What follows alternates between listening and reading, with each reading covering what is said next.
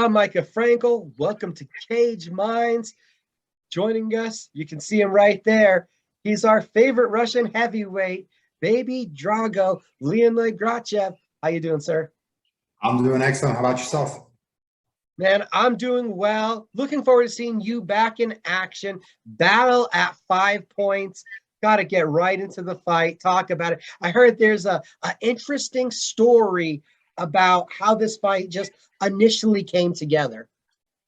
Yeah, I was actually at some amateur boxing fights. I was watching a couple of friends compete, and they were doing the intermission, and I went with my girlfriend to watch. And I don't remember. I was stuffing my face, eating something during the intermission, and all of a sudden, everyone starts pointing at me, and I'm like, "What's going on?" I said, "Yo, you got to go up there. You got to go up there." And like the DJ had the mic on, and I'm like, what? They want you up there. And they got up there, and I see this dude who turned out to be my now opponent, Jonathan Abeyta. He said, "Hey, man, I'm calling you out. Let's do it. Let's go. Somebody's always got to go. We're both undefeated heavyweights." And, at the time, I didn't know who it was, but I was like, cool, man. Anybody, anytime, any place, let's do it. So that's kind of how it came about. And so we're here about a week and a half out. So are we talking about like you're swallowing the food as fast as you can? Did you have to find a napkin? Like how crazy is that for you? What? I'm trying to eat here. It was interesting, man. I was hungry, so I was taking big bites, and I wasn't paying attention. I think we were watching the UFC, or no, who was it? We were watching some boxing fights on my phone, some pro boxing fights during the intermission, and then all these people like, "Yo, you got to go up there." I'm, what? What do you mean I gotta go up there? So I'm trying to swallow my food and figure out what's going on, but I made it up in one piece. Now, we know for a part of your career, it's been hard finding competition. I guess now it's easier. They're coming to find you. Hey, man, I'm all for it. I'm happy about it. Thank you, Jonathan Abeyta. So here we are. There's been already, I could tell, there's some talk. He said if the O's got to go, he's adding that kind of showman factor to it. Do you feel like he's built up the fight a little bit? I think so. Him and his coach Steve have been doing a good job of promoting it, and I'm all for it. Bring everybody down. Everybody who wants to see the fight.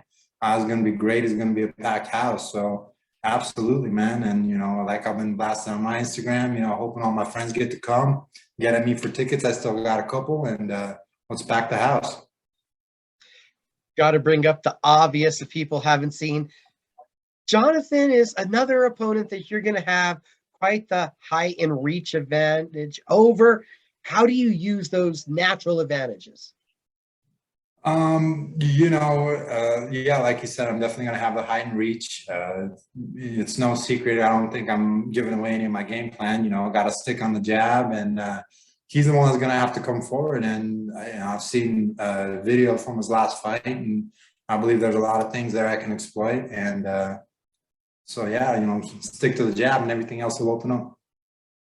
It's been a continual theme of your fights, but how much consistent effort do you have to put towards not letting guys get inside, use that reach that you have? Yeah.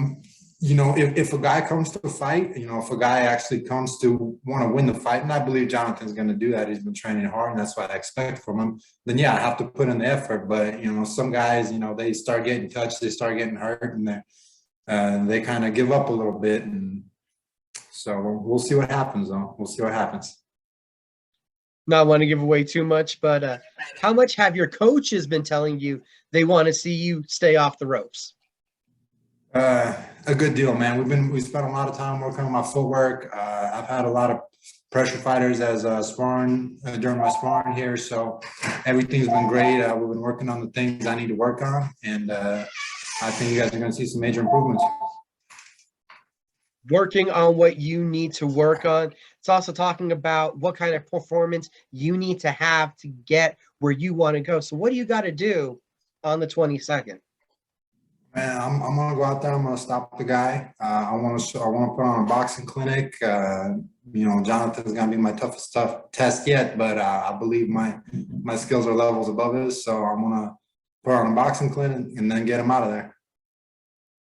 You fought bigger guys though. Stylistically, you've been to some big national tournaments, so you fought guys your size before, right? In the amateurs.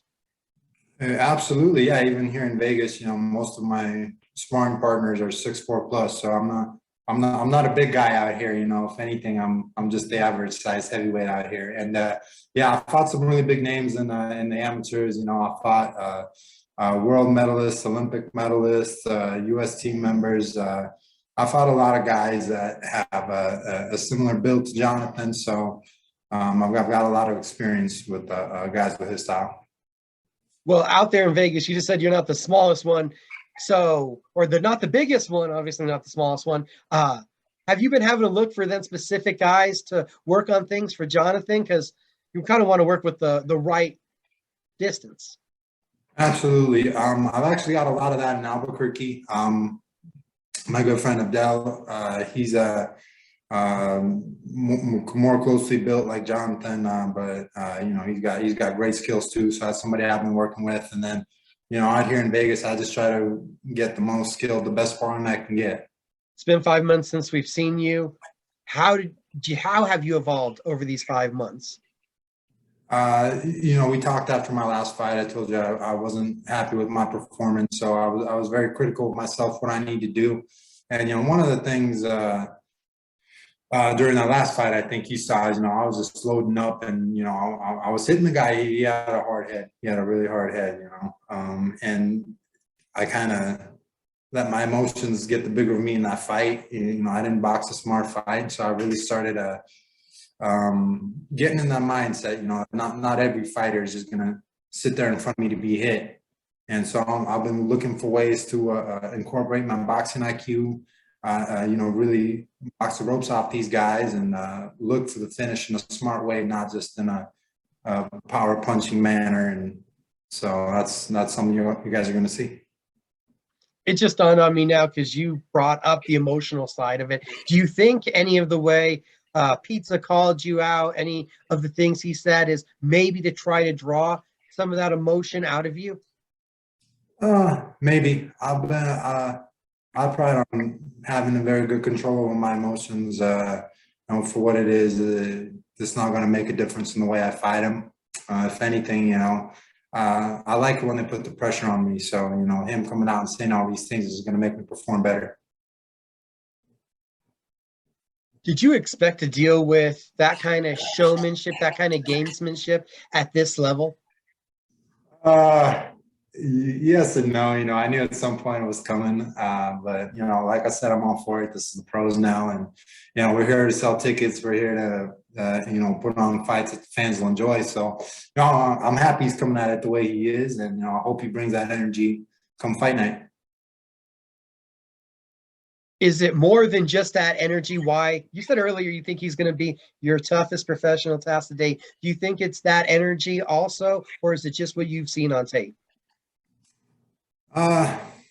Maybe a little bit of both, but we'll see how he reacts when I start hitting him and start putting hands on him. You get the job done on the 22nd. We're looking at 4-0. What would be the next step in your plan if you get this W? I want to have a quick turnaround, maybe fight in June again, July, and I want to keep racking these wins up, keep making a name for myself, and before the end of the year, I want to get 3 or 4 fights this year, God willing, and so I'm going to be sitting down with my team and going from there. And I got to ask, I don't know if it's the tight T-shirt on, but physically, have you slimmed up a little bit over these last 5 months?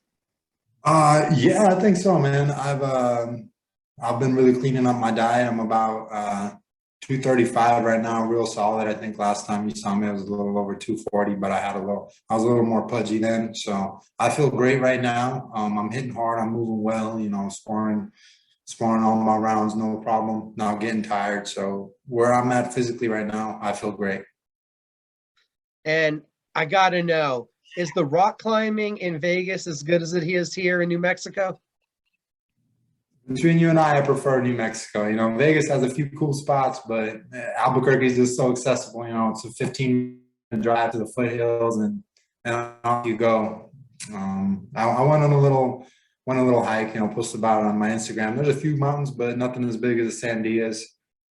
But it's all right out here. It's all right. It's always great getting to catch up with you, sir. Fight week is just around the corner, and I guess we'll be seeing you in town. What's the message for all the supporters? Everybody that's helped me out, all my friends, if you haven't got your tickets yet, come get your tickets. And, I'd like to give a shout out to all my sponsors, Justice Legal Group, VM Coffee, Por Vida Tattoo, Il Chino Meals, Lindy's Diner, Freya Flow Yoga, and Peak Sports Nutrition, and everybody else. You guys are truly a blessing to have you guys in my corner. So, let's keep this train rolling. Let's keep it going. We got to add that to the skill set. This man remembered all of his sponsors. Unless there's the cheat sheet right there, that is an amazing skill of itself. Man, I hope so. I hope I'm not missing anybody, because now as soon as I said, I'm like, oh gosh, did I get everybody? I think I got everybody. So thanks for doing this, Leo. Absolutely. Thank you, Micah.